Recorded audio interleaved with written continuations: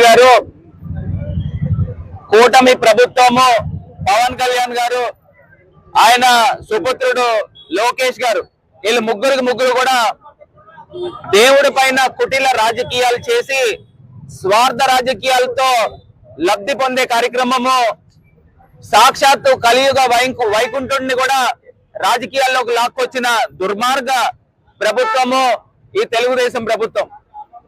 ఇవాళ సాక్షాత్తు ఎంతో వైభవము, కొన్ని వందల సంవత్సరాల చరిత్ర కలిగిన తిరుపతి లడ్డూ పైన ఏ రకంగా జంతువుల కొవ్వుతో ఆ యొక్క లడ్డూలు తయారు చేశారని పెద్ద అబాండాలు వేసిన దుర్మార్గపు ప్రభుత్వము ఈ చంద్రబాబు నాయుడు గారి ప్రభుత్వం.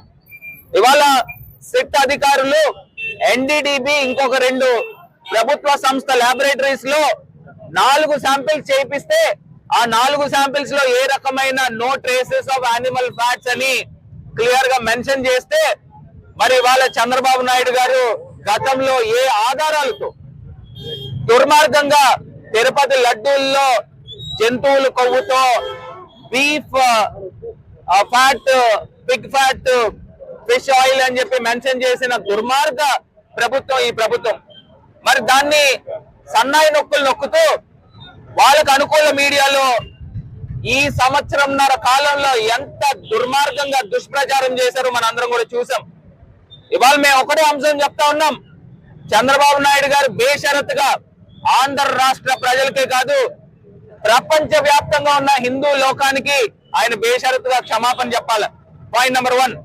రెండోది, మీరు తిరుమల తిరుపతి దేవస్థానము 3 ఫ్లైట్లు వెళ్తారు, అందరూ కట్టుకట్టుకుని ఒక ఫ్లైట్లు వెళ్తారు, వెళ్ళండి, అక్కడ 7 కొండలు ఎక్కండి, ఎక్కిన తర్వాత నేల పైన ముక్కుని రాసి 3 ప్రెస్ మీట్ పెట్టి మీరు బేషరతుగా క్షమాపణ చెప్పాల్సిన అవసరం ఉంది అని కూడా ఈ సందర్భంగా తెలియపరుస్తున్నా. ఎందుకంటే సంవత్సరన్నర కాలంలో ప్రజలందరూ కూడా చాలా అయోమయానికి గురయ్యారు. ఏంటి నిజంగా అందులో జంతువుల కొవ్వు ఉందా అని చెప్పేసి ఆందోళన చెందిన సందర్భం.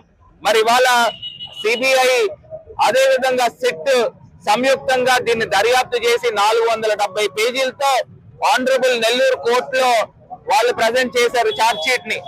మరి ఇవాళ చంద్రబాబు నాయుడు గారిని అడుగుతా ఉన్నా, ఇప్పుడు దాకా ఎందుకు స్పందించలేదని అడుగుతా ఉన్నాం. ఎంత అహంకారంతో మీరు ఈ సంవత్సరన్నర కాలంలో ఇష్టం వచ్చిన దుర్మార్గ ప్రచారం చేశారు. అంటే వీళ్ళు ఏమనుకున్నారంటే, మనము కింద నుంచి పై దాకా మనమే ప్రభుత్వంలో ఉన్నాం కదా, మేము ఏం చెప్తే అది చెల్లుతుంది అని దేవుణ్ణి సైతం రాజకీయాల్లోకి తీసుకొచ్చిన దుర్మార్గులు ఈ ప్రభుత్వం.